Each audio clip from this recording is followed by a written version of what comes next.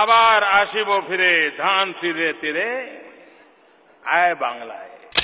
প্যারিসে জলযানে নদী ভ্রমণ, চীনে সেলফি, মঙ্গোলিয়ায় তীরন্দাজির পর এবার আরো এক বিদেশ সফরে আরো এক নতুন অবতারে নরেন্দ্র মোদী।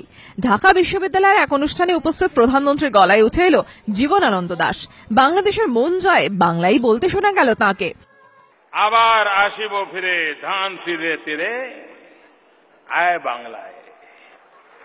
युवा पीढ़ी की ताकत के भरोसे उन सपनों को संजोते हुए आगे बढ़े, इसी शुभकामनाओं के साथ जय बांग्ला, जय हिंद।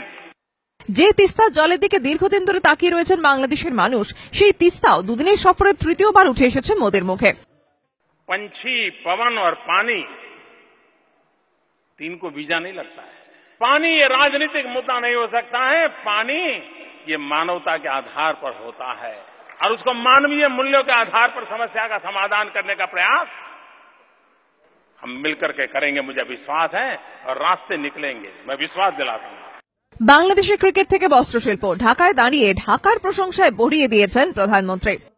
क्रिकेट की दुनिया में बांग्लादेश की एंट्री देर से हुई, लेकिन आज हिंदुस्तान समेत सभी क्रिकेट टीमों को बांग्लादेश की क्रिकेट टीम को कम आंकने की हिम्मत नहीं है। चीन गया था तो वहां के एक रेडीमेड गारमेंट के एक सीईओ मुझे बता रहे थे, अरे बोले तुम्हारे बगल में 17 करोड़ का देश आज दुनिया में नंबर 2 पे खड़ा है गारमेंट की दुनिया में।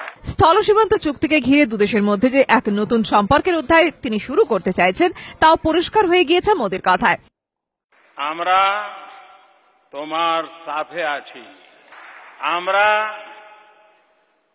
তোমাকে সাথে নিয়ে চলবো। हम पास पास भी हैं, साथ साथ भी है।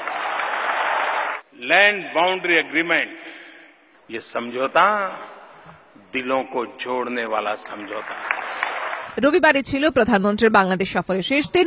প্রধানমন্ত্রী হওয়ার পর এক বছর সামান্য এই বেশি সময় এখনো পর্যন্ত 19টি দেশ ভ্রমণ করেছেন নরেন্দ্র মোদী। এবিপি আনন্দ।